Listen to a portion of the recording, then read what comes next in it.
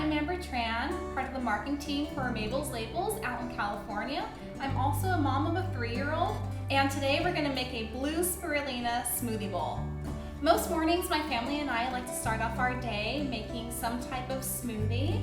So the blue spirulina smoothie is really great for boosting your immunity. It's a great source of protein. It's great for vegans and vegetarians because it's a great source of iron. For this smoothie bowl we only need 6 ingredients, which are coconut milk, 1 cup of spinach, 1 cup of frozen mango, 1 cup of frozen pineapple, your blue spirulina, and 1 banana. So it's really easy to make while you're busy and on the go like a mom like me. For this we're going to add about 1.5 cups of coconut milk. Coconut milk is great because it has a lot of saturated fats, which are the good types of fats that you want to get into your body. We're going to add 1 cup of spinach right into the blender as well. Spinach is really high in iron. Then we're going to have 1 cup of our frozen mango. Go ahead and pop that in. 1 cup of frozen pineapple. We're going to add 1 banana. We're going to add 1 teaspoon of blue spirulina.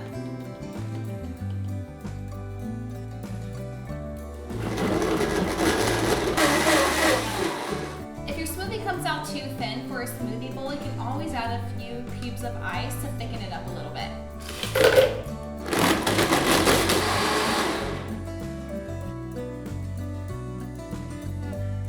To make a super Instagram or Pinterest-worthy spirulina smoothie bowl, we have some exotic fruits that we can top it with. Here we have star fruit, dragon fruit, some blackberries and blueberries. I'm also going to top it with some hemp hearts.